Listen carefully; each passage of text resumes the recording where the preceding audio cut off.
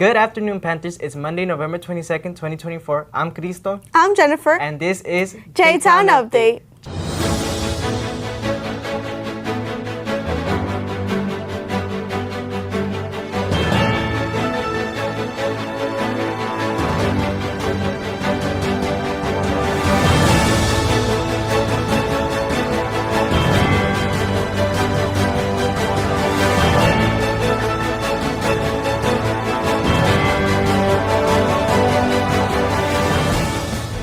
J-Town Update is Jordan's news video program. If you haven't seen our last episode, make sure to go watch it to understand where we've been these past few weeks. And if you've already watched that, then go ahead and tune into our Waste and Sorts Station video to explain why you have been seeing those bins and tables in the cafeteria and benches near the Ames building.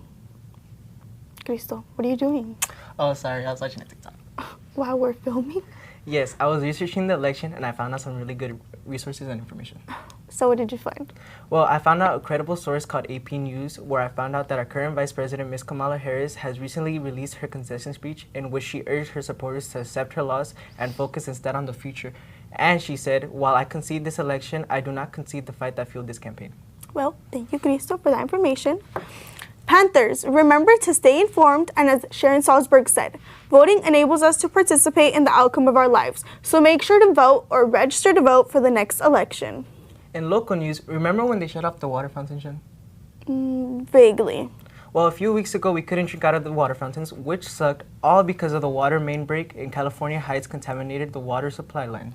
Okay, now I remember. So what's been going on with that? Well, apparently a water main broke unexpectedly and cost the city over $1 million so far. Tai Sang from the city's Utilities Commission said that the main was installed in 1947 and refurbished in 1975. 1975? That's like 50 years ago. Exactly. And the fear is that the aging infrastructure of Long Beach may see more unexpected problems just like this. I mean, I'm no expert in water mains, but at 50 years old, I think you should expect some problems. Well, the city is looking into the root cause of the problem, and the Utilities Commission claimed that the age was not the issue here. However, they did find pipes that were not just 50 years old, but over 100 years old. The city has reassured residents that Long Beach has less infrastructure issues than other cities. And that's supposed to make us feel better? I guess so, Jen. Join us in the upcoming week for more Long Beach news. Let's move on to some of Jordan's news now. Okay. So as we all know, last year Miss Wilder and a group of drama students put together a Halloween haunted house. This year she surprised us with a bigger and better house. It had 2 stories and new rooms that included a clown room, Beetlejuice room, Stranger Things room, and many more.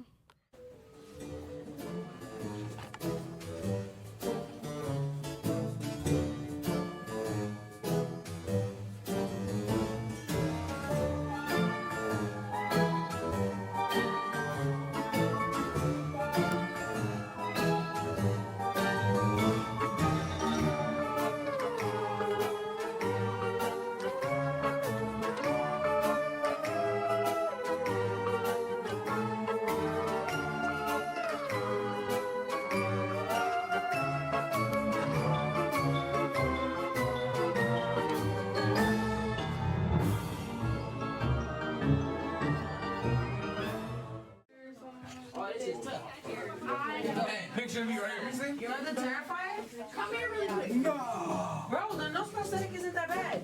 We're taking a video of you guys' makeup, so. Just make it pointy. Hey, great. Can I interview you? Sure. Alright, do the nose prosthetic.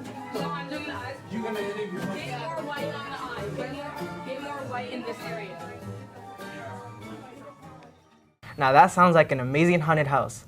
Here's a little clip provided from our very own crew member, Taino Elizondo.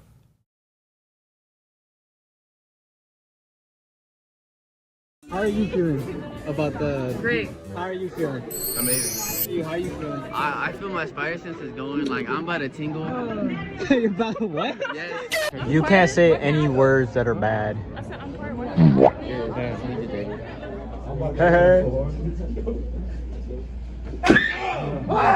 Oh my god! It's me, bro. Oh my god! Oh! What's up, bro? About the first one, Loki. I was low-key scared. I was shivering in my timbers. Like, geez Louise. How are you?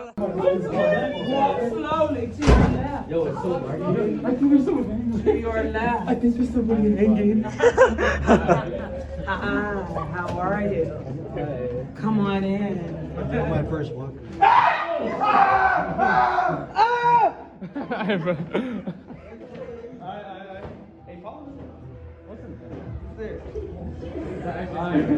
Alright, twin, thank you. Watch out.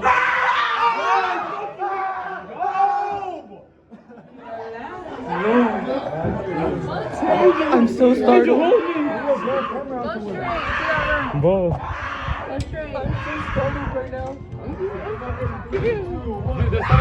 Someone's gonna hit on that. I know. Is that someone or my trip?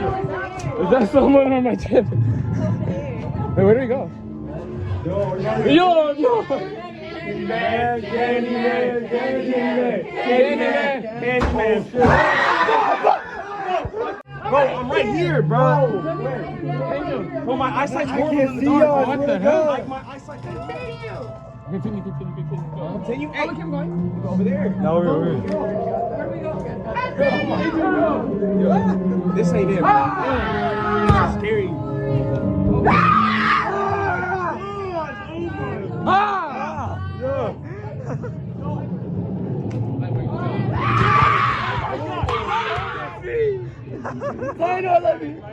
What the yo? I'm scared. Angel, hold me. I'm so startled. Oh, yo.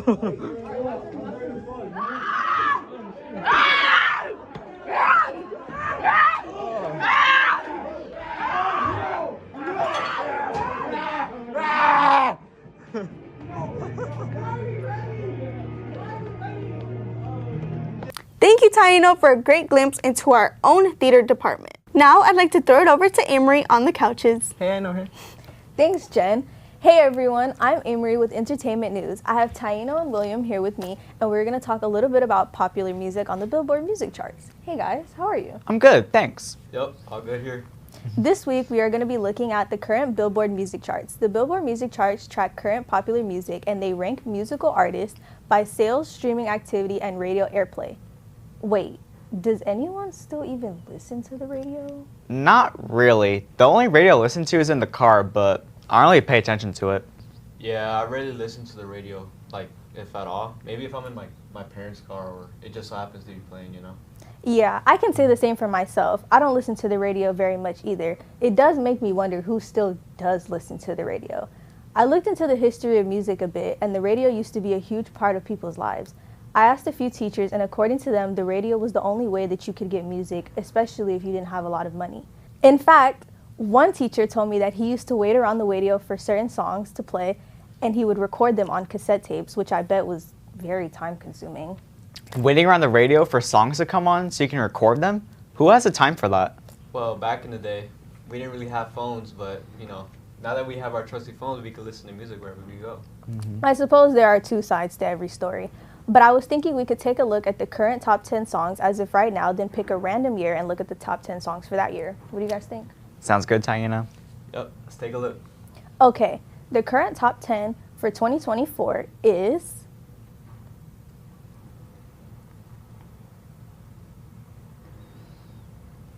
Okay, now let's listen to a short clip of the song Espresso by Sabrina Carpenter. Okay. It's a very catchy pop song. I think I should get up and dance right now. Yeah, your typical pop song. Now let's take a look at the pop charts from 33 years ago. The top 10 songs from 1994 were... Now let's compare it to a clip of Gonna Make You Sweat by CNC Music Factory.